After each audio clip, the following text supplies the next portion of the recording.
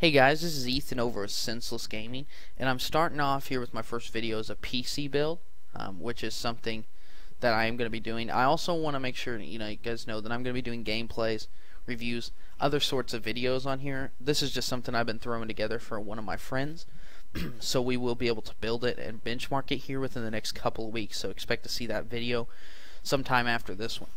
So we'll go ahead and start this video now, and we'll go ahead and go over the build, and I can give you a rough idea what kind of performance you can expect to see out of it. So starting off with this build, I do have an AMD and an Intel side, so you're not stuck with one or the other, and they're roughly the same price. The AMD is $20 cheaper due to the motherboard cost. So on the Intel side, we do have the Core i3-4150. It's a 3.5 gigahertz processor for $99. It is a dual-core processor, so that could be a problem. Most games are going to run fine out, like I said. Skyrim had higher frames per second on this one than it did on the AMD quad-core. However, games like Far Cry 4, which is a new release roughly within this month, its minimum requirements are a 4-core processor, quad-core, and on the dual-core processing side, if you have one, the game just simply doesn't run. So this, I would expect, is probably not a trend you'd expect to see, but it might be something that could be coming. So the dual core could be phasing out as far as gaming and be more for sort of a desktop home computer type situation. And as of right now, though, you're going to be fine playing many other games. Far Cry 4 is just one single sort of example. For the AMD side, we have the FX 4300, which it is a faster gigahertz.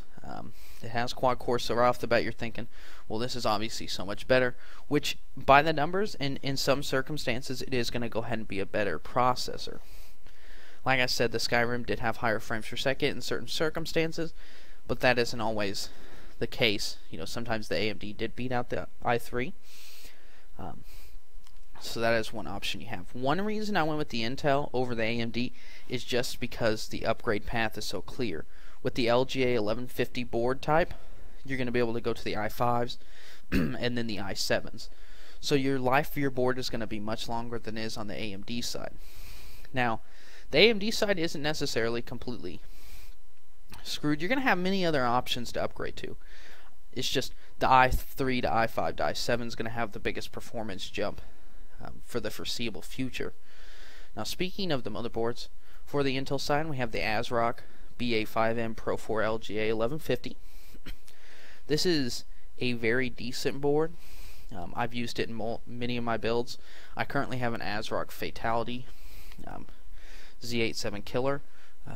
I certainly have no sort of bias towards ASRock. This has just been a cheap, decent board that hasn't I've had any failures with it, and I've already built 3-4 computers using ASRock. So it's just something that I can rely on, and I know is going to work every time. I have nothing against Gigabyte, Asus, any of those. This is just generally the cheapest, most reliable one. There's not a whole lot to say with the board.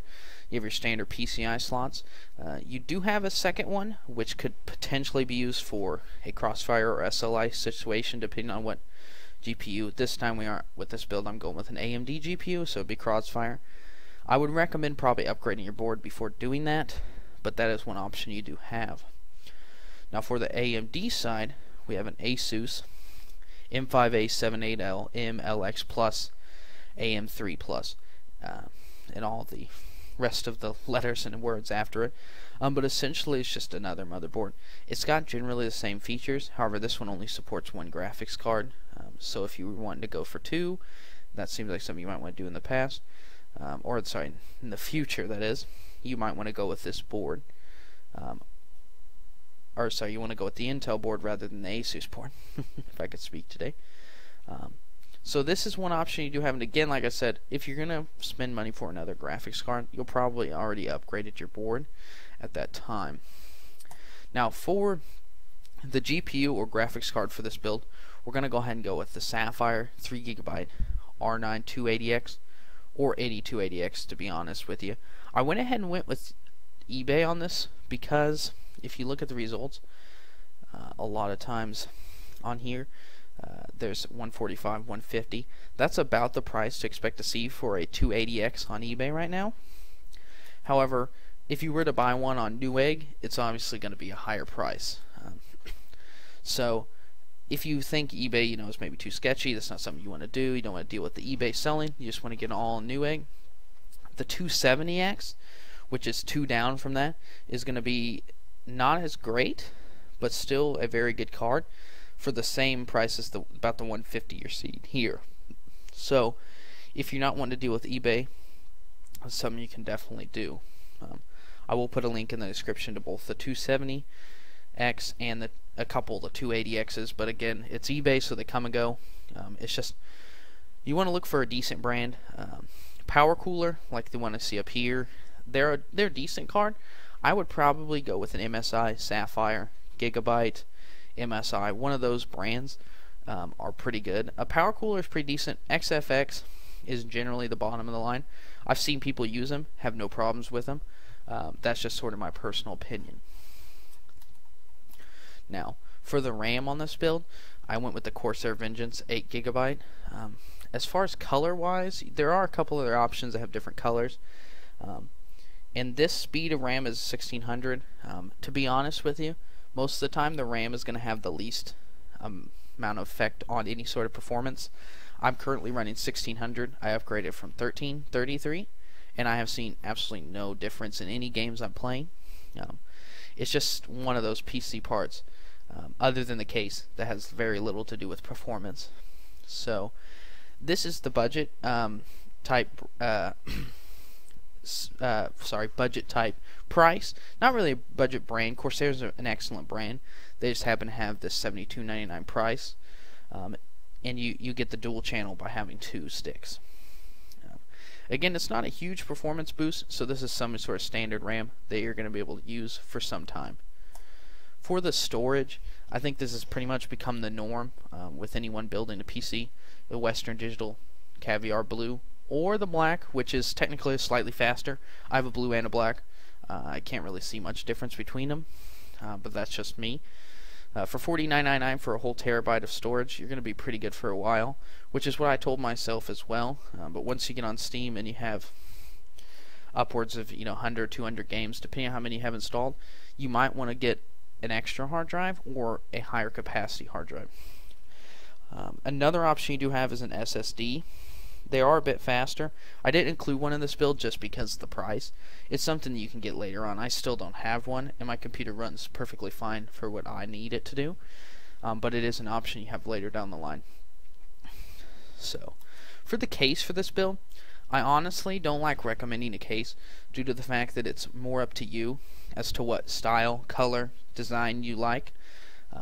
And it's also one of the few parts here where you can decide how much you want to spend. If you're saying this budget, oh, I have more money, a couple extra bucks to spend, and you want to get a PC case that screams, PC gaming, that's something you can do. But if you want to keep it more refined, and you want to get something like this Apex, which I did use for my grandfather's i3 build, which was no GPU, just a desktop computer's, because his was running 1 GB of RAM, and his processor wasn't even running a gigahertz.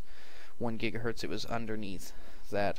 I'm not 100% sure what it was at, but this was a decent case. I mean, it may not have the best case pressure, ventilation. You might want to go with something with a few more fan options, such as, this is not a bad deal. The Rosewood cases aren't bad for $44.99, but if you're really tight on a budget, you probably won't go too wrong with this $16.99 case. Obviously, no one's going to look at it and automatically know that you got a gaming rig. But it's more what's in the inside that really matters. So it's more up to you. The motherboard we have on both sides, this one's a micro ATX, and this one is also. So you have the option to get all the way from a full tower all the way down to a micro ATX. So if you're wanting to go with something smaller, you can always go with a micro ATX case and run something slightly smaller. It's all up to you. All in all, this case comes out to be, this is for $548, but I did add the Diamond R9 280X rather than the eBay one because it's PC part picker, and that one ran $200. So if you take off $50, that's our $500 right there. And your case is obviously going to run you a little bit more, so this is more of like a $550 build.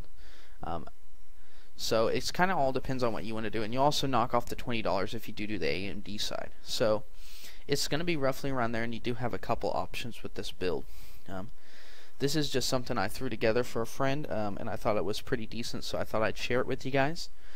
You can expect to see more videos of Sensible Gaming. I do have a couple friends that might be adding on to the channel. We'll be doing some Let's Play, stuff like that.